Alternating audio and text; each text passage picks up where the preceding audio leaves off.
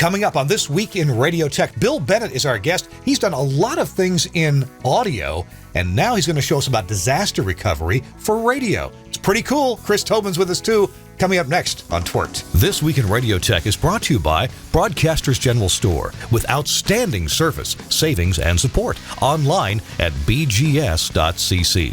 By Angry Audio. Audio problems disappear when you get angry at angryaudio.com. By Nautel, keeping you connected with your community with support and webinars. Online at nautel.com/webinars. And by Max Connect Wireless, prioritized high-speed internet service designed for transmitter sites and remote broadcasts. Hey, welcome into This Week in Radio Tech, the show where we talk about everything from the microphone to the light bulb at the top of the tower. I'm Kirk Harnack here at the glorious Telos Alliance studio in Nashville, Tennessee. And this is not only my home, my office, but it's also a place that Telos Alliance lets me play with a lot of gear and see what I can break and see what I can make work together. And so I really appreciate all that. You can see that we have Duro meters and Zip One and some other Telos Alliance gear like a Zip Stream and some look at this intercom gear right here, and then some nodes and an Ethernet switch. It's all cool. Someday we ought to do it. People have asked, would you give a tour of your office? Yeah, as soon as I clean it up. You see this space behind me here? This is the clean part right here behind me. So I've got to clean the rest of the office up, and then we'll do a tour. All right. Hey, we're going to look forward to a great Twirt show. But first, I want to bring in my co-host who is lounging homelessly on a balcony in New York City. Hey, Chris Tobin, welcome in. Well, I'm sheltering in place, enjoying the sunshine and a cup of red wine here. It's in a oh my gosh, tumbler because I don't want to drop the glass or anything, so it's safer. It's a sippy cup. That's right. There we go. What better way to shelter in place than with some red wine, Twirt, and Bill Bennett, who's coming up shortly as our guest. That's how I see it. You've got, Chris, you've got some good-looking weather there, right? It looks a little windy, but otherwise nice. Yes, so the wind just kicked up, actually. It's been pretty calm all afternoon. It's about 66 degrees. And it's just in time for the Nordic temperatures they're telling us. This coming weekend, we should expect temperatures in the morning in the 30s, then somewhere around the 40s throughout the day. So, 20-degree difference. I'm looking for... So we're having a little bit of a chilly day here in Nashville. We had storms yesterday, but chilly day today, and it's going to be a beautiful day tomorrow with some rain tomorrow night. But let's get past all that. Hey, Chris, you and I have been talking recently on every show about different webinars that our friends at Nautel are doing, and I got to tell you, I've been really impressed with these. I sat in for a while today on their Looking Glass webinar that was earlier today. And they had the virtual NUG, the Nautel users group, the Looking Glass webinar, and they record these webinars, and there's many others available online too in their big webinar archive. They have a wide range of topics from SFN, that's Engineer Talk for Single Frequency Network. They have digital radio and product overviews to help, helpful how-tos on site safety, maintenance, extending transmitter life, and lots of Jeff Welton tips and tricks sessions. Now, all of the Nautel webinars, if you watch a whole webinar, you qualify for 1/2 of an SBE recertification credit. And to find these webinars, just go to the website nautel.com/webinars. Nautel.com/webinars. If you click the All button, it'll show you all of the past webinars. You can watch those, find one that suits your interest. Maybe you've got a technical need right now. And Chris, I'm a big fan of the SBE webinars. I got to tell you, these Nautel webinars are a really good source as well. What do you think about these things that Nautel is doing for us? Oh, I think they're excellent. It was fun with the folks at Nautel, and I've had the pleasure of talking and meeting with several of them over the years, is they actually ask the questions to the customers. Okay, here's what we're thinking of doing. Will this be something you'd be interested in participating in by viewing, watching, attending?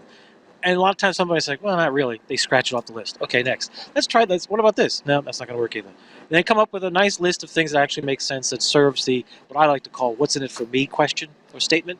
Yeah. And they do it well. And they're doing it much better than some of their competitors. And I have to applaud them for that. And I did watch today's Looking Glass webinar and the NUG webinar last week. So it was spot on. And they're not long-winded. An hour or less, and that's it. It's perfect. I've been really impressed with Jeff Welton's stand-up set. So he's standing up in front of something. It looks pretty natural. I'm thinking about changing this set, or at least rearranging the camera so I can stand in front of this monitor, kind of like old days in front of the weather monitor, right? Doing weather on TV. That would be pretty. I'm going to play with that and see what I can make happen. Anyway, it's at nautel.com/webinars, and you will do yourself a favor as a broadcast engineer or just a broadcast engineering enthusiast to go watch some of these webinars. Okay, it's time to bring in our guest, and that is Bill Bennett from ENCO. Bill, welcome into This Week in Radio Tech. Hi. Kurt, it is my pleasure to be here with you. Thank you for the invite. Well, you're welcome. You're coming to us from outside around the Pittsburgh area? So I lived there until recently, but I am in Ann Arbor, Michigan right now. So. Oh, that's right. Yep. That's right. Okay, but okay, yeah. Yeah, but I do go back and forth quite a lot, so it's hard. I'm like Chris Tobin. You really never know which state and city I'm in. Just hopping around. So we're going to be talking about disaster recovery, which of course is topical, but we're also going to be talking about maybe some long-term operating paradigm shifts, and you'll be introducing us to some technical ideas about that. You're also going to be right after our first break. We've got some disaster stories that you're going to kind of thrill us with, hey, this awful thing happened to this major broadcaster, this major radio station, and, what they suffered and what they did and what they had to do to get through that. But I wonder if you might tell us for just a moment, a little bit of your credentials. You've been in broadcasting for quite a while, but also in different kind of audio application jobs. So kind of give us a little overview of Bill Bennett and what your history is. Yeah, thanks. Well, my background really is, from the radio standpoint, is production engineering. Right out of high school, I started at WJR Radio in Detroit, 50,000 watt AM station. Actually, that included a lot of mowing the lawn, right? A 40-acre field for a 710-foot stick. So, but you got to start someplace. It was a great station. And then I kind of evolved from that to doing production engineering, really venue management, technical management for 5 Olympics, including venue planning. I lived in Russia, for example, for 5 months doing final venue planning and build-out oversight for the outdoor venues in Sochi for what are called commentary systems, which is it's kind of a bit of a black art, but really when the world's television and radio rights holders show up to broadcast, most of them don't bring any equipment. Our job is to get there before them. We are part of the host broadcast group, Olympic Broadcasting Services, and we set up all of the equipment in all the venues and all the circuits. So they just show up and sit down and start talking, and then we kind of keep it running during the games. So. You've got experience, and now with ENCO, your job has to do with media consulting management. Sorry. Right. Yeah. Well, so ENCO's in a lot of different spaces, right? I mean, we started in broadcast. We're really strong there, and audiovisual space and corporate space. And so I bring my background in broadcasting and broadcast engineering to ENCO to help broaden the awareness of our products. In different areas, and especially a lot of unique little special projects and interesting kind of arcane things where there's not a patent solution for. We have to scratch our heads and come up with something custom. So. Well, I knew Gene Novacek for years, and sadly he passed on some months back. But I was interested to hear that one of the early applications of an ENCO system was to control a fountain that danced to music, like one of these. Yes. I don't know if it's a mall fountain, indoor or outdoor, but I mean, what a cool application! That means you can control a lot of things, like all these nozzles in a fountain, right? I believe that's in Muskegon, Michigan, Western Michigan, because really he started out in control systems and then grew that into focusing on the broadcast space. So, yeah. Well, good deal. Well, we're going to hear about some disasters here in Control Freak. Yes, we're going to hear about some disasters here in just a second. Right now, I want to remind you about this amazing, cool thing from Angry Audio, and especially now when you may be operating out of different studios or home studios, makeshift studios. This is the Bluetooth gadget from Angry Audio, angryaudio.com. This will connect your phone to your broadcast equipment with professional XLR connectors on the back, both analog and AES outputs. And there you go. Beautiful web page showing all the different things here. And what I like is look at the picture on the top there, and that with the switch in the middle, it's BT pairing. You can easily put it in the pair position or hit the reset button. It's a two-way toggle switch, spring-loaded toggle switch. It's actually 3-position. So it's usually sits in the center. So it's easy, super easy for one of your announcers or talent to come in the studio. Maybe they got a different phone. Maybe they brought their iPad with them or some other tablet and they need to pair something. This is easy peasy for them to pair. They just hit the pair, switch it over to pair. It puts it in the pair mode and lets you start pairing your device with it via Bluetooth. Now, what else is cool about the Bluetooth gadget is that it's smart. It knows if you're going to play some media, like some music off of your Bluetooth device, maybe your phone, maybe you've got an interview that you did on it, or maybe you've got some music or some other recording that you just can't get any other way easily into your broadcast gear. When you pair it and play music from your phone, it does with high quality, a very high quality connection to the Bluetooth gadget. If, however, you want to use your phone and the gadget as like a phone hybrid to just carry a conversation on the air from your phone, well, it pairs that in the two-way connection with low latency and the appropriate audio quality for a phone call. So that's what's available in the Bluetooth gadget. It costs less than you think. Why don't you call a broadcast dealer or go to angryaudio.com, look there, and then call your favorite broadcast dealer and get you one, as Catfish says. Get you one. I want to remind you before we go with Angry Audio, you can get these for free. Get one, get 100 if you just order these. Order the adapter cables, the Studio Hub adapters. These are not Studio Hub style. These are real Studio Hub adapters. The real thing, made in the same factory. The Studio Hub always made them in the same people and the same molding procedures and stuff that's proven to work. For every one of these that you order, the ones that have the female RJ45, ask. You have to ask. But ask, tell them old Kirk Harnack and Chris Tobin sent you and get you a free shielded Cat 5 cable with the Studio Hub branding on it, made just for them to their specs, and you'll be happy with that and happy for free. Thanks a lot, Angry Audio, angryaudio.com, for sponsoring This Week in Radio Tech. All right, Kirk Harnack, Chris Tobin is here, and we're talking to Bill Bennett. Bill, I want to jump right into these disaster stories. You've got some amazing pictures and headlines. Why don't you just take it away and start telling the story about disasters?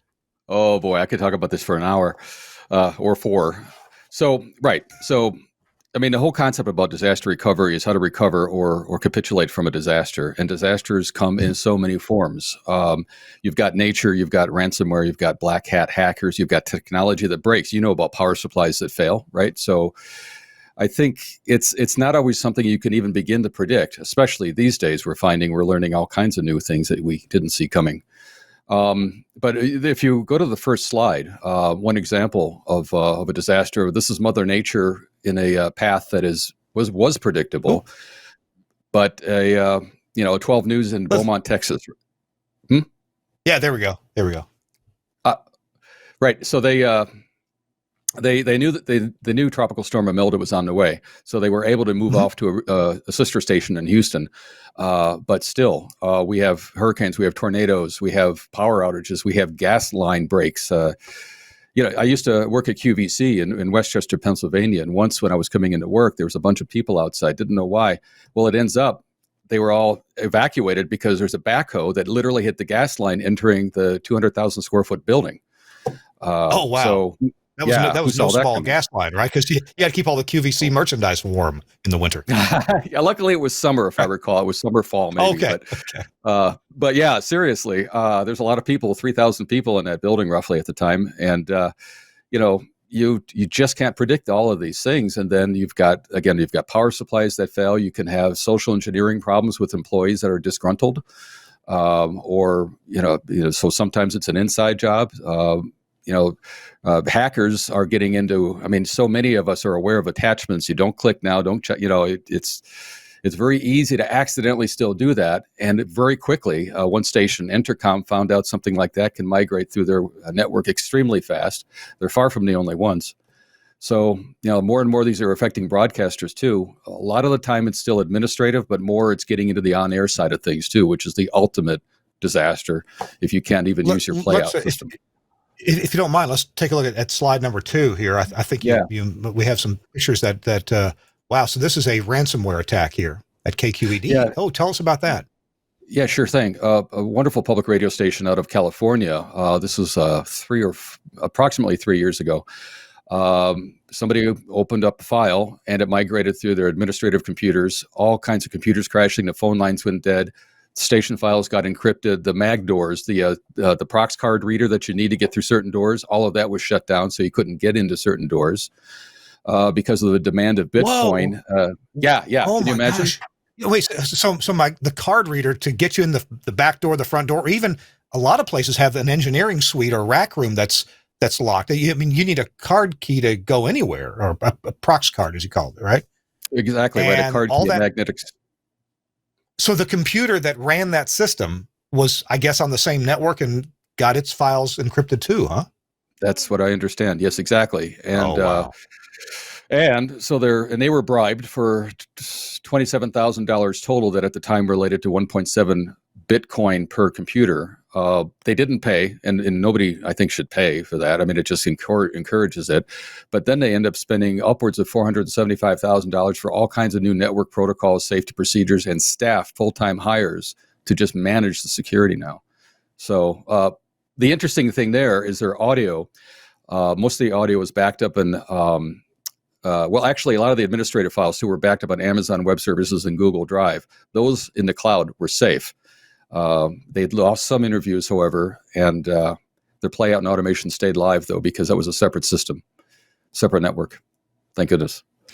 And I guess typically things that are in the cloud, and this is kind of what we're going to focus on a bit later in the show, things that are in the cloud aren't typically mapped as a drive, from a given computer. There's a program, a protocol that has to happen to transfer things to and from, or it goes over HTTP or TCP. In other words, it's not like a map network drive that is what you might say wormable, right? You can't just get out with normal Windows or other protocols to other shares that are on the network, and that's one reason why things in the cloud tend to stay safer. Yeah. Exactly. Yeah. And if you do start mapping drives, and we'll talk about our architecture later, it's through a secure VPN with software at both ends, screening what's going through. So, you've got to be smart about it, is what you've got to do. What other disaster might we have to show about here? Yeah, indeed. But wait, there's more. I mean, just briefly, large station groups with a lot of professional staff still can get hoodwinked by this. Town Square Media got hit. Entercom got hit. The virus replicated throughout their network, impacting music scheduling, production systems, telephones. I know that they've since installed more of a gateway between their production and administrative systems, but then that becomes a production bottleneck. So it gets harder to share content. If somebody emails you something that you need to use for on air, you've got to go through this particular gateway system. So, and remember barracks boxes. Right? The whole password problem that still is out there. There's a lot of barracks. Yeah. And go ahead. Just yesterday in the pre-show conference, you and I were talking, and Chris, I'm sure you've done this too. Go to that website, shodan.io, SHODAN.io, and just do a search for your favorite brand of broadcast gear. And you're going to find examples of it online. Doesn't mean you can get to every one of them. It just means that it's pingable and identifiable. Although, while I was talking to Bill Bennett, I just looked at the first codec that I saw. I won't name any names. Already been named, I suppose. And I just got right into it. And I don't think it wasn't broadcast associated. It looked like something that was not broadcast, but it was, I don't know, maybe some music in a store somewhere. But yeah, you just got right into it. Default password. Yeah. So yeah. And by the way, I go every Friday morning and have coffee, and I scroll through the different sites. It's fun. It's scary, some of the things that are still up there, and people are like, wait a minute, you should know better. This doesn't make any sense.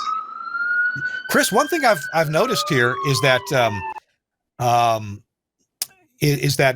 some manufacturers, and my employer is starting to do this with its newer equipment, comes when you first log into it for the first time out of the box, it makes you change the password right then, right there. It makes you change the password. I use a password manager, so I can make it something complicated and with a high amount of entropy. But Chris, what do you think about that? Manufacturers making you change the password upon first use? Oh, absolutely, absolutely. I mean, I've programmed Cisco routers and switches that force you to do that far out of the box as well. Oh, that's right. You have to, because there's a lot of. At the end of the day, if you're doing this for a living, you should know better. I worked at a place that, for some reason, the IT people, and they were treated with such high respect, and they were like the Olympus. They were the folks up on Olympus. That's how they were treated. And yet they would issue out the temporary passwords for people to get into their accounts. Password 123. I kid you not. Oh. And then they would tell you, oh, make sure you change it. I can tell you that for $100, I made lots of money. Nobody changed anything, and I got into a lot of things across the network. I'm like, really? You kidding me with this? And then there was the classic. Well, if we do static IPs, we'll minimize cyber issues. Really? What? So you're going to maintain a list of static IPs? You're going to keep track of all of them? Well, yeah. Okay. DHCP reservation, password changing every 45 days or something. That's not something that makes sense. Okay, never mind. Thank God I wasn't on Mount Olympus, because I would probably got shot by Zeus. But it was unbelievable, the things that go on. So you go to Shodan IO and you panic, because you're like, wait a minute, this shouldn't be happening at this level. And that's the part that's scary. Yeah. So yes, it's a good thing manufacturers are forcing you to change passwords. And use two-factor if you can. Oh. Yeah, two-factor would be very handy. Yeah, absolutely. Yeah, although I guess, Bill, two-factor is generally not available for pieces of broadcast equipment, hardware things. But certainly it's available for your email, your Amazon login, all these kinds of things. Bill, go ahead and continue with your disaster talk here. Well, yeah, disaster talk. Another interesting thing, a lot of the research that I have been doing on this topic introduced me to cities and municipalities and states, not broadcasters, but a lot of cities that have even a lower technology amount of support for them, where they are even more open to vulnerabilities. And one was a community of towns, or a series of towns in Texas, that all shared the same IT firm that did their outsourced support for them. Well, that IT firm had a hole. They opened up a virus, and because they had access to those different municipality systems, the virus replicated through that third-party consultant or IT firm to these cities and towns. So even if you may be perfectly safe in your secure network for a lot of this, but if your technology partners, whether they be an IT firm or outside collaborators in any way, if they've got a hole, then they could be bringing a virus into you as another vector. So wow, that's a vector that I hadn't thought of. That of course you might expect that from employees that are VPNing in, road warriors VPNing in, that kind of thing. So they don't have to be physically in the place to help a virus or ransomware get in. But your IT consulting firm, oh my gosh, yeah, I guess they were fired. I don't know what happened to them. I hope it's a rare chance that something like that can happen, because you should be able to trust them most. Yeah. Wow. Okay. Yeah. Well, the best thing groups can do is just isolate each of their business units. That's you can have, just like that town, you have all the different people, different businesses. They should just be their own little island of operations, and there's no way to get across the bridge. That approach. Because I worked at a broadcast group. We many years ago, when one of the first viruses hit one of the broadcast groups, and we discovered that we had a little bit of a problem. Everything was wide open. So we quickly sat down and made up a plan and said, okay, each business unit, each market will be independent. So we had a bunch of little islands within the group, and the next time a breakout occurred, a virus hit, oddly enough, only one of the 12 business units got crippled because it was contained. And that approach, I have to say, I've been using with a friend of mine for some broadcast projects we've had, and it's worked. It's worked really well. Learn how to do VLANs, take full advantage of VLANs, take full advantage of VPN routing. So not just a VPN connection, and then all of a sudden I can get to anywhere. You dictate what IP traffic can do, and that'll help minimize. I'm not saying it eliminates, but it minimizes. And I know the folks and locking down the MAC addresses a lot with their and I know the folks at ENCO suggest that a lot with some of their larger network installations. So in a few minutes, we're going to be talking about some of the ways to help eliminate the possibility of this happening with a disaster recovery plan. Bill, what other, are there any examples or advice you have right now concerning people who suffer from a disaster? And by the way, it doesn't have to be a malware disaster that we are planning for. We're in the middle of a pandemic right now that has forced people to change the way that they operate. And in fact, we probably ought to have Chris, if you don't mind, in just a moment or two we have before our next break, Chris, why don't you remind us what you did at your radio station since you couldn't have people come into the studio for a while here. What are you guys doing at WBGO? Well, essentially, we have set up a VPN server, and our announcers are doing voice tracking from the field from their homes, basically, or wherever they wind up. Each of the laptops have got their own ID. They've got a few restrictions built into them, and they just the VPN in, drop in the voice tracks, do what they have to do, and they get out. If they forget to log out or say inactivity, they will be logged out automatically on behalf. So there's nobody being left in because they forgot. They walked away. The dog's barking, or the kids are screaming. So we rotate through to make sure the connections get dropped after a certain amount of time. We've also implemented a couple other procedures, and it all involves VPN encryption, and the business department has its own set, its own group of access. So everybody has a different level. I guess I should say it's a tiered access approach, or in the world of, controlled access. But it helps minimize. And do not think it eliminates. Do not think I do not have sleepless nights at times. But at least everybody has the same laptop, so I know what model it is. So if there's a trouble, I know what to do. I don't have to ask them, what do you got? What does it look like? Tell me what buttons are lighting up. We did that. We made everything the same along the lines of whatever we're doing, everybody's got the same things we know, so we can lock it down accordingly. If I have to remote in, we have remote access to all the machines in various ways, so I can help somebody if they're in a panic. You're not in your comfort zone when you're sitting at home trying to do business reports for the for the CEO. It's like, I think I got this right. I'm not sure. Something's wrong. It's not working the way it should be. All right, calm down. Let me remote in. I see what you're doing. No problem. We got it. We're done. And the fact that everybody's got the same platform makes it easy for me to help things along. So it's been good. But we've been functioning. Actually, we've learned a few things, and looking forward to getting back to operations where we can start taking advantage of what we've learned. We're going to leverage some of the good stuff. This is actually. It's no longer, well, it would be nice if we could do that, but how do we know it's going to work? We can now say it does work. So, and I don't know how much you want to reveal, but I recall that your strategy for continuing operations was to put your automation system at the transmitter site where it was secure and you have access to it, whereas you may experience difficulty in traveling over to the studio location.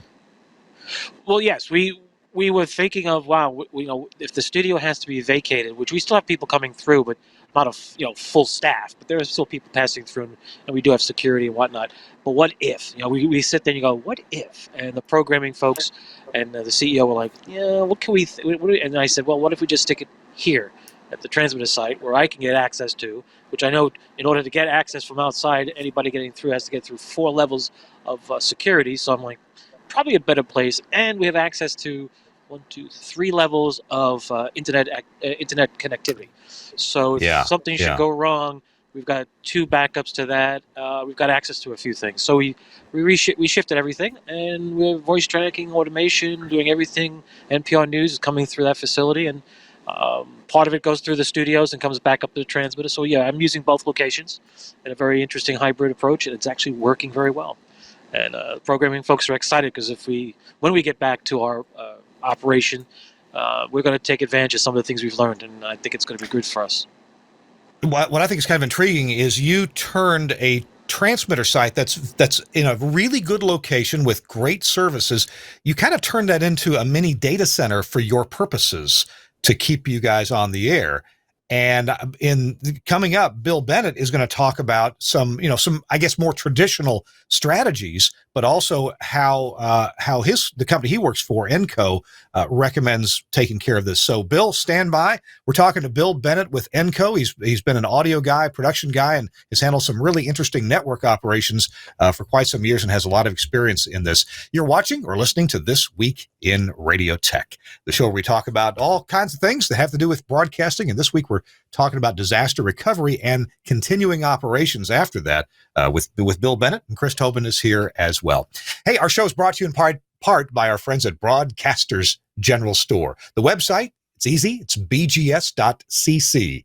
bgs.cc. And Broadcast General Store represents, all your favorite manufacturers. One of those is Broadcast Tools. If you know Broadcast Tools, you know how effective their equipment is. Man, I've used a lot of their boxes over the years to control satellite receivers, silent sensors, do all kinds of things, and it's really efficient gear. Well, you ought to check out the efficiency of this little console that Broadcast Tools makes. It's called the ProMix 4. The ProMix 4, look at that. That's it right there, the ProMix 4. Now, this is an interesting little console. Why?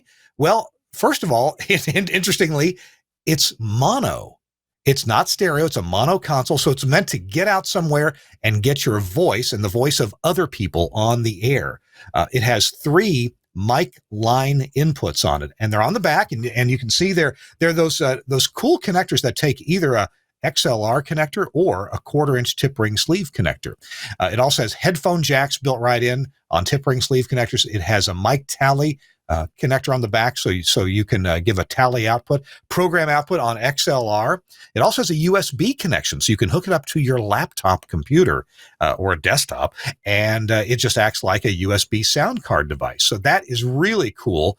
You can really get the effectiveness and power of using your laptop to connect back to the station through, codecs or various remote connection services. You can even use something like Lucy Live or Skype or whatever you want to connect audio back to where you're going. You could even have a soft phone dialer on your laptop and connect it back to things back at the studio using G722. So lots of possibilities there. It has one mono balanced output. It has a mix minus output, so that's convenient. You can hook it right up to a device like a telephone hybrid or an external codec if you want to. That works well. It has IFB audio input with level adjustment, a full duplex talkback capability. It has, by the way, you can use this with the ProMix Hub 6 controller. That's sold separately. Has an on-air, as I mentioned, on-air tally warning light relay output. You can combine it with another ProMix 4 and or a ProMix 1 units with the ProMix Hub 6 and just Cat 5 cable. So what I'm saying is you can expand the capabilities of this box a lot just with some Cat 5 cables and buying these other boxes. And it can drive multiple AHR 1 plus headphone systems, all from Broadcast Tools. You got to check this thing out. It makes a great, quick remote broadcast, live remotes. Hey, election coverage, that's coming up this fall. Plenty of other, of primaries and other things to cover. If you need to have several people talking together at a remote site, this is a great box to do that. Yeah, you're going to want to look into it. And all you got to do is call your friends at Broadcasters General Store. I gave you the phone number off the top of my head. It's 352-622-7700. It's 352-622-7700, or go to bgs.cc. And you can place your orders there. You can get the phone number if you forget it.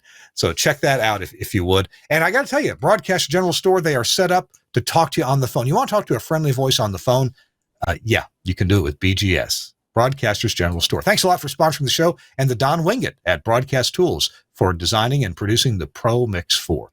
All right, it's This Week in Radio Tech, our 492nd episode. Bill Bennett is with us from ENCO. Chris Tobin is with us as well.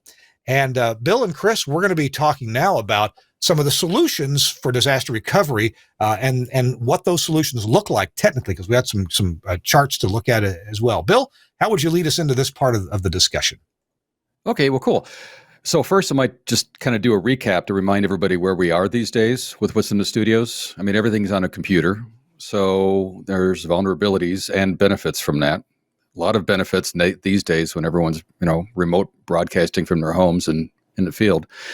But you may be backing up your systems to a SneakerNet solution or a RAID drive array in the studio. Maybe even ideally doing batch backups to the cloud, which is definitely the better idea. I think we're obviously talking about the cloud here because cloud providers, Amazon, Google, Microsoft Azure, they've all gotten so scalable and reliable that I like to ask people, do you know where your email is anymore? If I do this at an SBE meeting, there's always somebody there who knows exactly where their server is. It's in their basement, or under their desk. But generally, we don't know because it's virtualized across data centers, whichever the provider, and we don't even know where it is. It just works. Thank goodness these days it really just works. And these days, with so many people videoing from home, all these distributed systems, they're holding up pretty darn good. So we think it's time you can trust the cloud. You're maybe not relying on 100%. Maybe you've got some needs for something in the studio too. But and by the way, as we branch to the cloud, don't forget you need an ISP. And then Kirk, like we were talking yesterday, let's go with 2 ISPs because you could have any kind of issue can happen with network configurations and backhoes and what have you. So ideally, you have 2 to your station. Cloud services generally themselves have significant data to different parts of the internet backbone. So you don't have to worry about them as much, but your own station and maybe your transmitter, ideally you're both, you have both dual paths. So I want to riff on that for just a second, Bill, because as I think, at least for my broadcast operations, I think moving some of our infrastructure to the cloud is going to be a good thing because I know what we have now. Lots of computers in several racks in Cleveland, Mississippi, Greenville, Mississippi. These are 7-hour drive from my house, and small town stations. We can't afford a full-time engineer or IT person there. So I'm responsible for a lot of it remotely. We do have another guy that works on it remotely as well. But my point is that moving infrastructure to the cloud is not a panacea.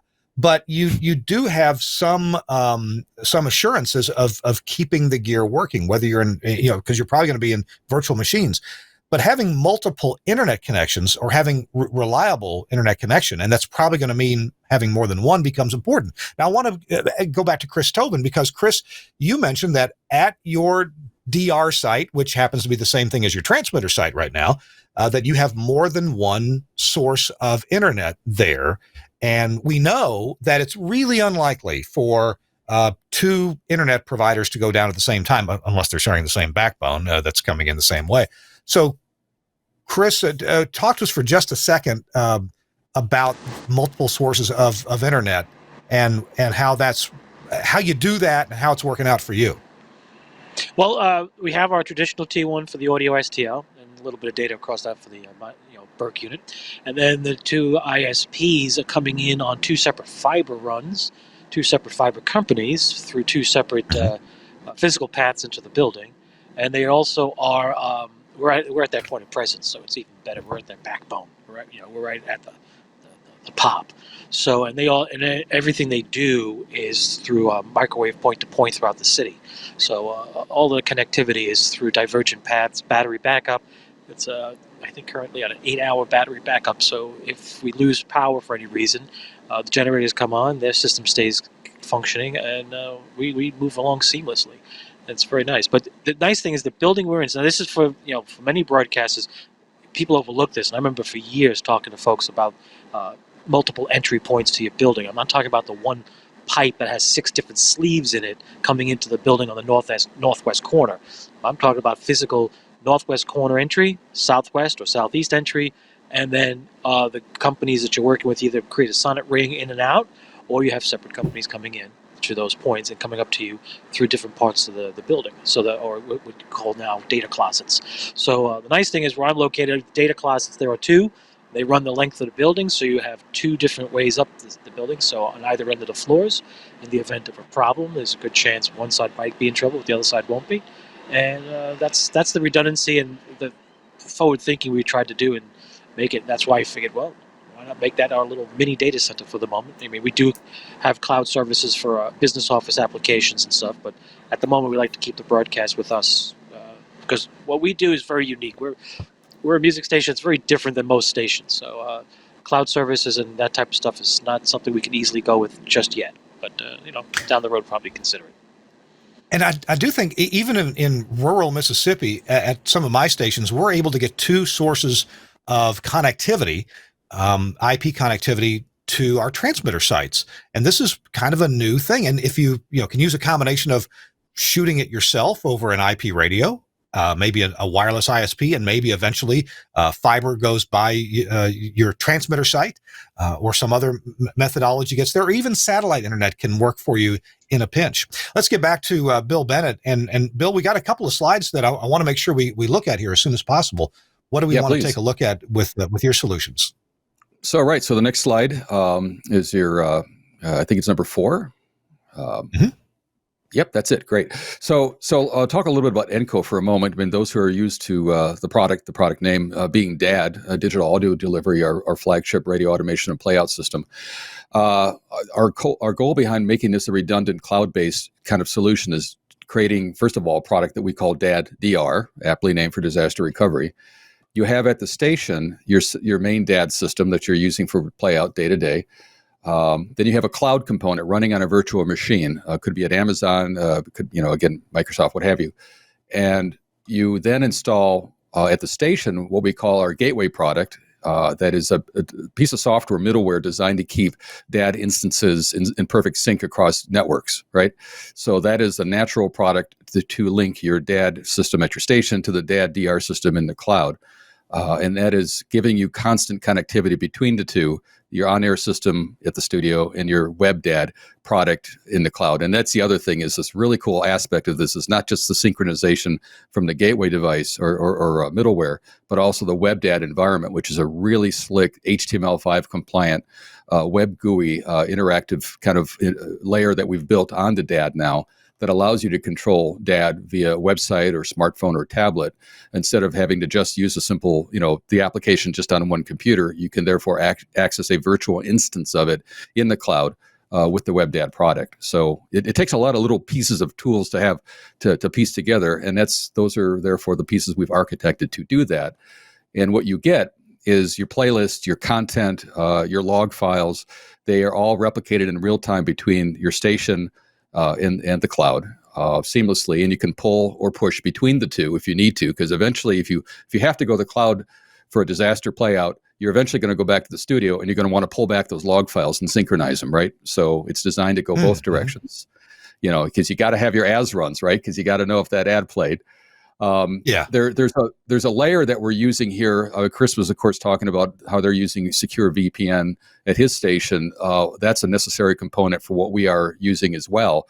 We're actually mapping drives at both ends going through VPN, but the gateway application, our product, is screening and limiting the types of files that can go between. So no, you can't back up an executable from your station to the cloud. So if there's a virus on an executable or batch file or something you've got at the station, it's not going to go to the cloud.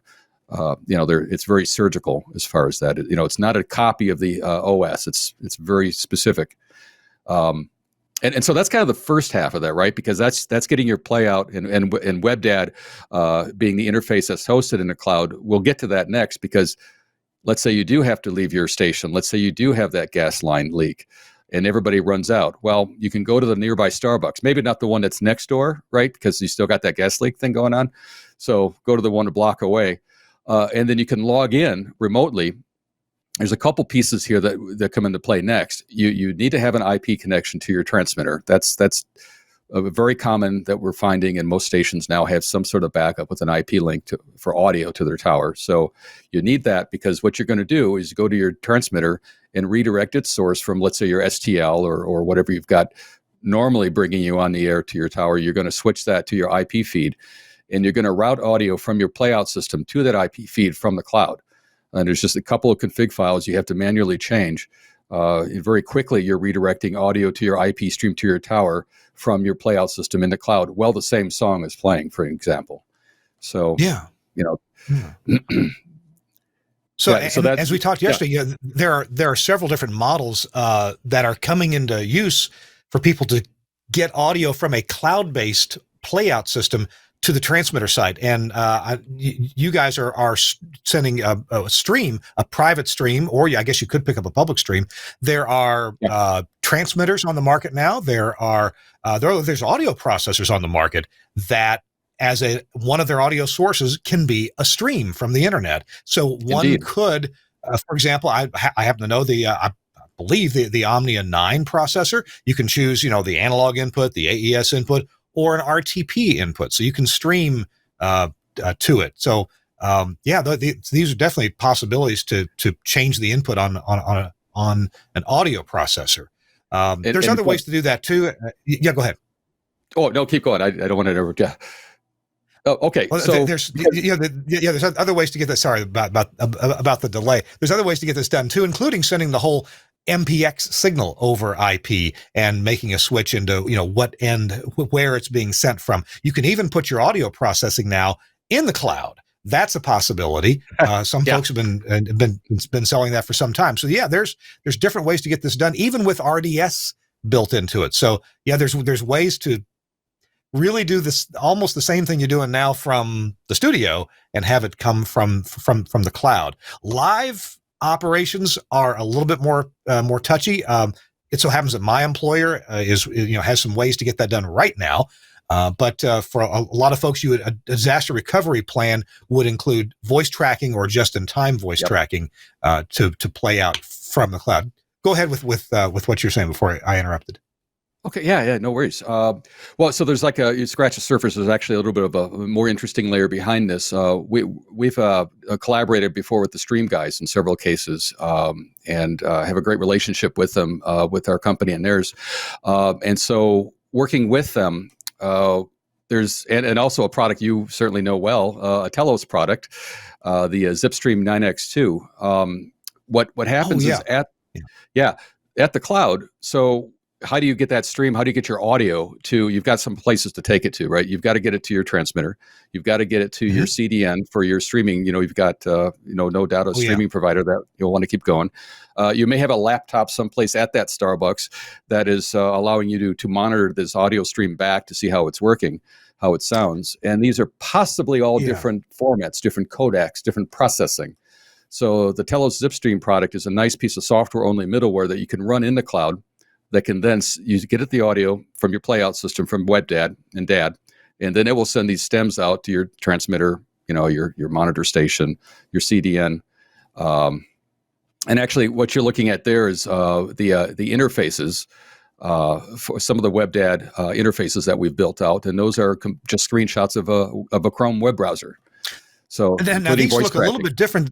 Yeah, those look a little bit different. Let's go back to that slide. They look a little bit different than the usual ENCO DAD interface, but this is the HTML5 version of ENCO. Is that right? That is exactly right. Yep. Okay. If you have a browser that's HTML5 compliant, you can run this. This is not running on an application. It's connecting back to the server directly. So we have playlists. You can edit playlists, and it still supports mini arrays. Like I said, voice tracking. Most of the popular features that the DAD product has is built into WebDAD, and we keep evolving it, of course. So, this means that if we just explore that a bit more, that the ENCO DAD, the disaster recovery, the DR that's running in the cloud. With proper credentials and maybe a VPN, I'm just log into that, and I can run the whole thing on my screen, including voice tracking. So I can essentially put production up there. Oh yeah, here's the disaster. That's a good slide. Talk about this slide. Yeah, this is just to get a little bit more of a scratch of the surface to the way this diagram is laid out. Is at the top is what's in your data center. Again, showing the DAD system running there, the WebDAD, and also the ZipStream middleware, right? And then connecting to the cloud. On your left, you have your IP feed with your audio stream to your transmitter, and on the right side, that's also through the cloud going to your laptop where you're controlling this from. And that's also where you can do the voice tracking from, right? You could cut these short, long, whatever interstitials and upload them into your playlist dynamically on the fly as you go. So let's say that I know nothing about arranging for cloud services, and actually I don't. Mm. Some of my colleagues know all about this, but can ENCO, or how do I arrange to even get this stuff into a cloud? What is this, Amazon Web Services or a private data center? What are we talking about? So we do have this running right now on Amazon Web Services, but what really matters is that you have a virtualization of the operating system, right? Because there's a lot of these really great carrier class data centers. So if you're a company that has a preference for, Microsoft Azure or Google, and there's a lot of other smaller, reliable ISPs or data centers out there, we just need an instance to put this on and run it, right? So. And that's the cool thing about virtual machines is that it's still running in the operating system you rely on. It's just you're just sharing it with a bunch of other people, and that works out pretty good. So if I wanted to implement this, I talked to somebody at ENCO, and you guys helped me get the right people at a data center to. I mean, let's say I know really nothing about this. Okay.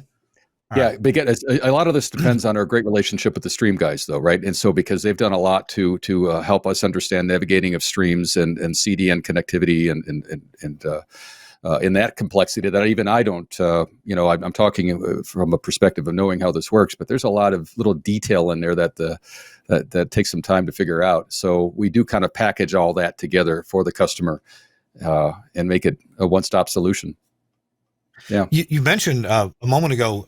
You mentioned Telos's streaming encoder, the 9x2. So that's also running in the cloud because it runs on Windows. Doesn't matter if it's in the next room or if it's running in the cloud.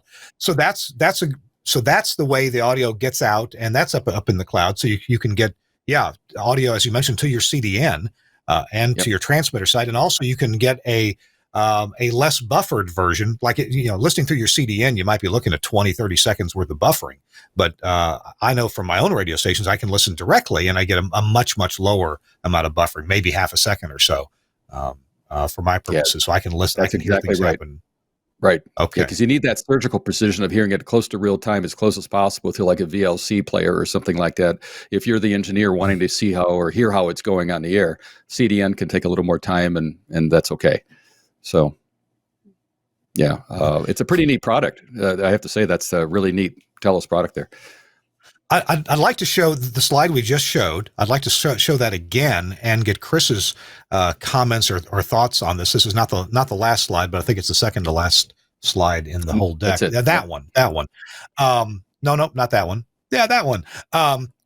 So, Chris, you want to comment on this and maybe how it's different from what you've put in place, or what do you think about the setup? Well, yeah, no, what I've put in place is very different. It's more point to point. The only thing is we do have people remoting in, so I'm the cloud, if you want to call it that, at the moment. My cloud for our operation, which is fine. But again, workflows dictate the application, dictate how you need to do things. But this arrangement makes total sense, and what's nice is that you can operate in such a way that you can. If there is a gas leak or a flood in the building or something happens, you could just make a call to somebody who's off site, or you may have a plan already in place, and you can contact one of your announcers and say, okay, listen, we're going off site. You're going to activate your little laptop, and off you go. And that's what you want. That's how it's supposed to work. It's any disaster recovery plan, you do any emergency operations management. I've worked with EOM facilities. The plan has always been, okay, what do we do? What if? Okay. Let's implement it. What do you mean? We're going to call somebody and we're going to say we're doing this now. And just that's it, now. No, we're not planning it now. When I was at the AT&T GNOC, their Global Network Operations Center in New Jersey, they have two of them. I can only tell you about the one that I was in. Can't say anything about the other location. But I will tell you that I had an opportunity to go to this facility, sit there in this large, it's just like you see in the movies, this large conference room with a huge glass windows overlooking the floor of desks and computer monitors and a huge map of the world on the wall with lights showing data traffic flow and everything else. And the person showing us around says, oh, you're lucky. You're here today. Today's one of our random days. I'm like, random days? Yeah, today's the day we just make the announcement. We're switching. We just hit a button and the light goes on in everyone's console. They know what that means, that they've just lost connectivity at their desk and we're now switching to the alternate site. and certain key people will get up and leave and head over. And I kid you not, like clockwork, I just watch it like, well, look at that. Network operations did not stop. Somebody made an announcement. We have control at Site B. Site A is now offline. Everyone's looking around going, okay. And that's it. It was like less than 15 seconds. And there were people designated to get up and head over to the other site to make sure that everything is functioning and take control. Yeah. Full control. I mean, right now it's automated. But that's the beauty of the cloud concept, if you design it that way. If you just do a cookie cutter, Right. we're doing this, that, it's plug it in and go, you're not going to have what you should. And I think what Bill is showing, what ENCO has thought through is, hey, here's what you have. Here are the pieces that you should be looking at. Here's how you can make it work for you. And at the end of the day, we're using HTML5, so it makes it even easier. You don't have to run about an application and go, oh, Bob's got the laptop, but he doesn't have the current version of software. Yeah, we're not going on there today. You laugh, but I guarantee you there's at least 3 dozen people in the audience just going, yeah, we were there a couple of times this week. So that's how you have to look at this. Maybe make part of your transmitter site a cloud, a small cloud to the intermediate, to the larger cloud, or maybe you need to look at it from different perspectives, and that's the key. It's the what-if scenario, as everyone always talks about, and at the end of the day, how do I preserve what we do?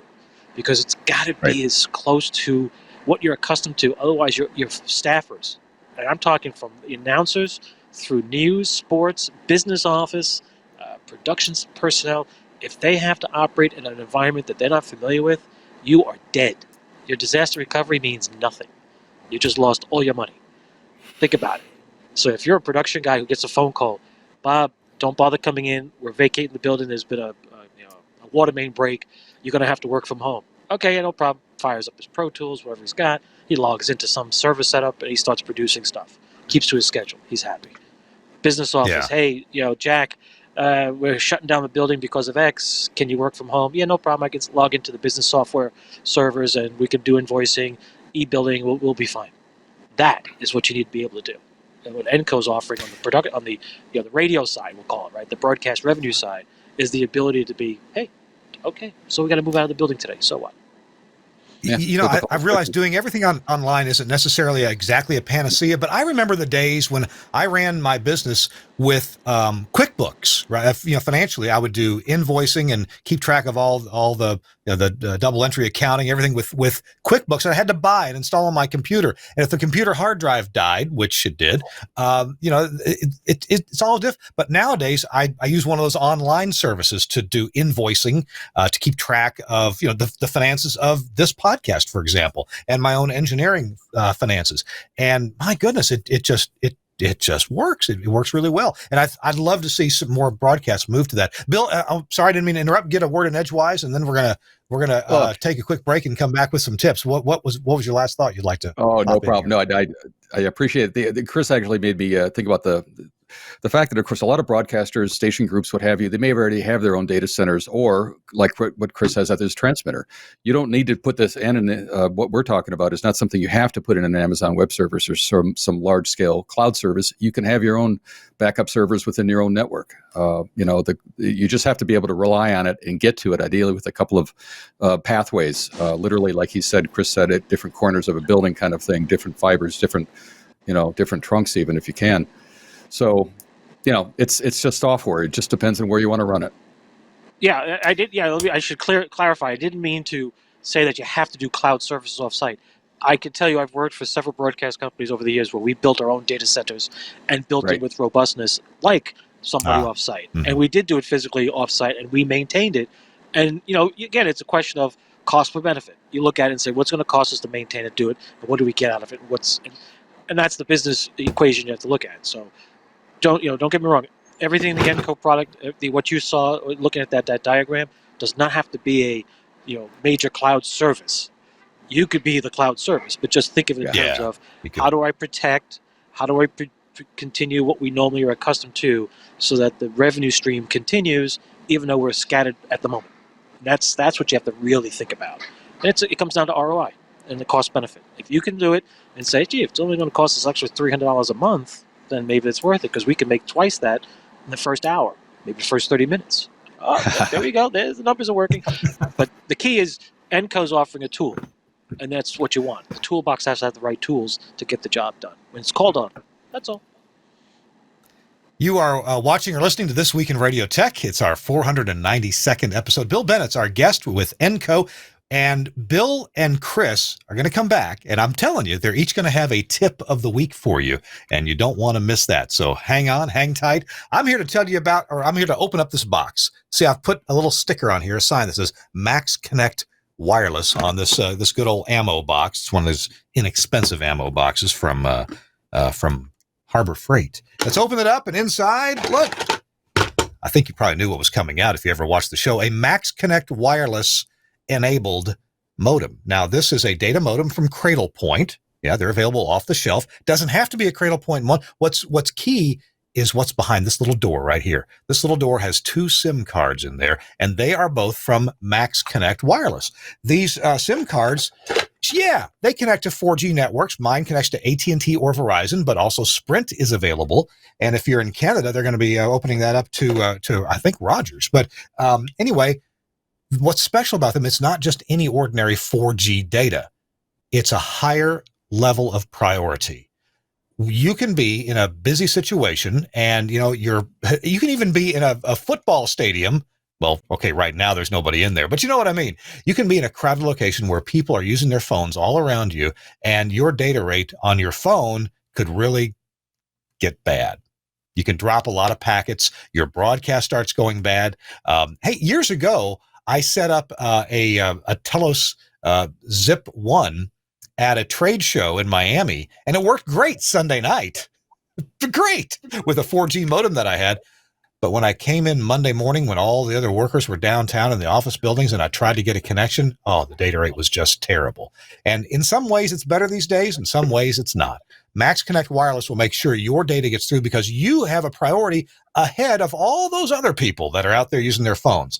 So get Max Connect Wireless. You will be connected. As long as you've got a 4G signal, you're going to get connected with a static IP address. Now, broadcasters all over the U.S. are using these from Max Connect Wireless. It's a funny spelling. If you want to look at our show notes and get the spelling or remember it here, it's MAXX with a K then, maxconnectwireless.com. And talk to Josh Bone or one of his people about getting yourself Max Connect Wireless. You put this at the transmitter site, and now you've got connectivity, reliable connectivity to the transmitter site, or as a backup. Take it to your remote locations. Chris and I have done this very show with Max Connect Wireless modems. Chris is involved with another show that does regular video casts from remote locations using Max Connect Wireless. And Josh Bone has put literally hundreds of these at major broadcasters all across the country. What are you waiting for? Get yourself a Max Connect Wireless. You've got reliable IP connectivity with any of several carriers, and so that means your broadcast can happen. That sale, that remote that you sold, that can continue to happen and happen reliably, or getting to the transmitter site for data or for audio with Max Connect Wireless. Check it out, maxconnectwireless.com. Thanks a lot, Josh Bone and Max Connect Wireless, for sponsoring This Week in Radio Tech. Okay, let's check with Bill Bennett. Bill, can you have a tip of the week for our listeners? I actually said this earlier in our broadcast today, but I'm going to say it as a tip, really official now. Use two-factor authentication wherever you can. Doesn't work with every system, no doubt, but it's secure, as many steps as is practical, your access to your networks and data from the bad guys. And, a lot of places that offer two-factor authentication, you can also set up some one-time passwords. Yeah, I was doing this. With Gmail. In fact, just to add to your tip, and thank you for that. I believe in it.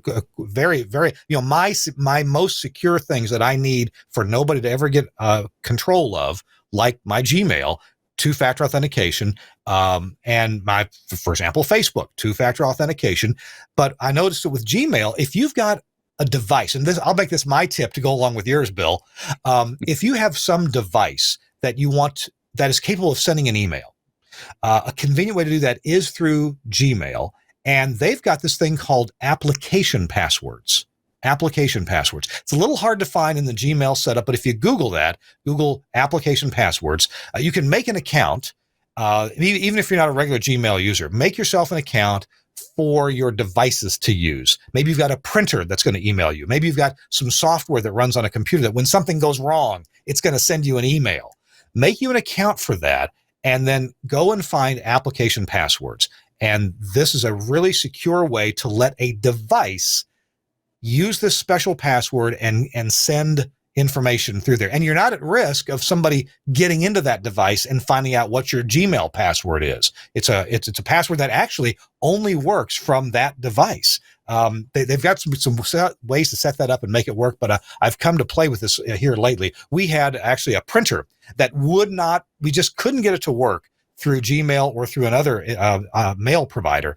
And so somebody said, hey, try the application passwords from Gmail, and that solved the problem. And now we're using it on several different things around our broadcast plant. So good advice. You can also get one-time passwords. You can actually keep them on a list, put them in a text note for a secure note for yourself. If you have to get into something that the password's gone wacky, use a one-time password. Bill, good idea. Thank you for that two-factor authentication reminder. Thanks, Kirk. Chris, how about you? That was good. It was good. Well, in these times that we're in right now, we have a lot of crazy stuff going on. So my portable kit right now is a power supply, my lightning cable, and a battery for my phone. Because you never know where you may wind up. And these days, you just can't plug into a kiosk or some subway outlet, whatever you like. People do that, but right now it's not advisable. And the other thing I got to remind everyone is keep track of what you're doing. The other day I got a call about something. We had a problem with one of our VPN links. And it was so nice to be able to, look at that. I look it up exactly what I need. Oh, yeah, your password ID is this one. You have the wrong information. Done. I could have used my iPad, which it's backed up on, but I was out on the street. I'm not about to pull the iPad out, start scrolling through and look for it. That was real quick in my bag. Open it up right to the page. I have all my stuff, and off we go. I say this only because there are going to come times during disasters, pandemics, bad weather, where you may need to reach out to something, and wet tablets don't really do well when there's water on the surface, so you're going to get panicky. At least if the ink runs, I've got the information firsthand, and I can rewrite it. There you go. Good advice, as always. Chris often tells us to label things and write them down, and that is good advice. In this day of electronic stuff, sometimes we're not so good about writing things down, but it's a good idea. I'm sure you keep that notepad pretty secure, don't you, Chris? Oh, it's secure. Trust me. It stays where it needs to be. I know where it's at all times. Good. Short of a handcuff on my wrist. No, hope that doesn't happen. Hey, we got to go. Bill Bennett, I want to thank you for being with us from ENCO. Great advice and good disaster recovery information from ENCO. And I want to see how people implement this. And I look forward to hearing back from you about people implementing this kind of DR in the cloud. Thanks, Kirk. It's been a hoot. Appreciate it. All right. Thank you for coming on. Chris Tobin, homeless in New York City. Thank you for being with us, man. It's a good time. Hotels are open. Why not? I just look. I'm homeless. I don't have anything. Not really. Come over here. Sign it. Thank you very much. It's crazy. Trust me, it's crazy. Who knew? And hey, I wouldn't have thought to kid you about that until our last week's guest, Dan McQuillan, did. So. I think it was great. All right. And I can't wait to see him. It's going to be fun. I'm going to say, look, I need some money. I'm homeless. And here I am sheltering in place. By the way, coming up next week, we've got an interesting show. Rob Ashard from the UK is going to be our guest, talking about audio and audio for TV and some interesting things that they've been going through with this sheltering in place and trying to do television production and when they get back in and do more, big time television production. Rob has been on before from Radio Caroline. He's going to be on again. So that's going to be an interesting show. As for this show, we've been doing the work from home thing for years. Our show producer, Suncast, if you don't know it, he produces this show away from the control room. The control room's in New York. Suncast is not in New York. He's in Michigan himself. And so he does a great job of doing this whole show remotely. And then, of course, Chris and I, we're never, in the studio ourselves. We're in our own studios. So it's just it's a great experience. And, it's an honor to share those experiences and bring them to you. We got to run. Thanks a lot, Suncast. Thanks also to Arian, the founder of the GFQ network. And we got to go. We'll see you next week on This Week in Radio Tech. Bye-bye.